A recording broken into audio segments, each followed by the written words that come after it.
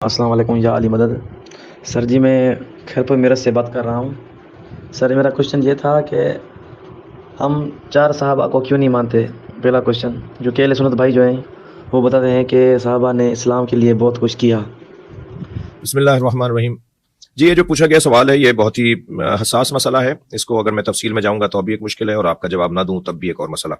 جہاں تک بات یہ ہے ماننے اور نہ ماننے کی تو بہت واضح اور روشن بات ہے کہ ہمارے نزدیک بعد از رسول اللہ جو اولویت اور افضلیت رکھنے والا موجود ہے وہ مولا امیر المومنین کا جناب فاطمہ زہرا سلام اللہ علیہ پنجتن پاک اور ائمہ اہل بیت کا ہے. پھر ان کے بعد ہم صحابہ کرام کو اور ازواج رسول کو جناب زہرا کے بعد ازواج رسول کو ہم مقام دیتے ہیں اور ان کا احترام کرتے ہیں, ان کی تعظیم کرتے ہیں. النبی اولی بالمؤمنین من انفسہم وازواجہ امہاتہم. تو وہ جو مقام اور جو اللہ نے ان کو صحابہ کرام کو مقام دیا ہے اور خاص طور پر ازواج رسول کو مقام دیا ہے وہ نہ ہمارے یا کسی کے نہ کرنے سے کم ہوگا اور نہ ہمارے کرنے سے بڑھے گا. وہ ان کا مقام ہے. جہاں تک بات چند شخصیات کی ہے, چند افراد کی ہے کہ ان کو کیوں نہیں مانا جاتا, تو ایک طویل بحث ہے. کیونکہ فدق کا مسئلہ پیش آیا, کیونکہ احراق باب فاطمہ زہرا سلام اللہ علیہ کا مسئلہ پیش آیا.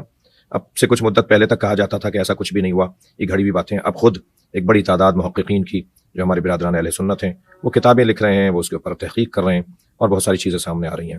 کچھ عرصے پہلے تو ایک صاحب نے کہہ بھی دیا کہ معاذ اللہ جناب فاطمہ زہرا سلام اللہ علیہ آپ کو خطا کی نسبت دی. تو یہ باتیں سامنے آ رہی ہیں کہ نہیں یہ سارا واقعہ گزرا ہے. اور پھر امیر المومنین علی بن ابی طالب نے 6 مہینے تک بیعت نہیں کی اور پھر گھر بلا کر حاکم وقت کو گلا و شکوہ کیا اور ناراضگی کا اظہار کیا. یہ ساری باتیں اور پھر اس کے علاوہ بعض شخصیات کے لیے قرآن مجید, ایک صاحب کو میں نے ایک ٹی وی چینل پہ کہتے ہوئے سنا کہ جو باتیں آپ کرتے ہیں وہ روایات اور تاریخ میں ہیں اور جو عظمت کی اور فضائل کی ہم بات کرتے ہیں وہ آیات قرآنی میں.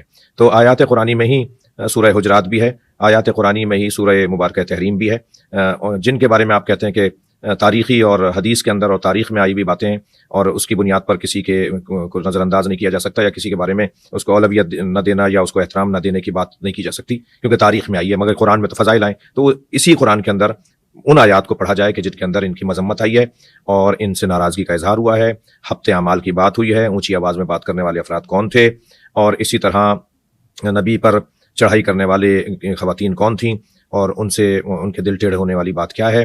تو بہت روشن آپ کو بات کر رہا ہوں وہ یہ کہ ہمارے نزدیک احترام اور احساس ہر اس چیز کا ہے اور ہونا چاہیے جس کی نسبت نبی کے ساتھ ہے, وہ چاہے کوئی بھی ہو, وہ حتیٰ پتھر بھی ہو تو اس کا احترام اور تعظیم کرنی ہوگی. لیکن آئیڈیل اسوہ حسنہ نمونہ عمل ہمارے لیے مثالی اگر ہستیاں ہیں تو وہ بعد از رسول نبی کی آل ہے, مولا علی ہیں, جناب زہرا ہیں, ائمہ اہل بیت ہیں. ہم احترام صحابہ کا کرتے ہیں اور اطاعت اہل بیت کی کرتے ہیں. یہ مختصر سا ہمارا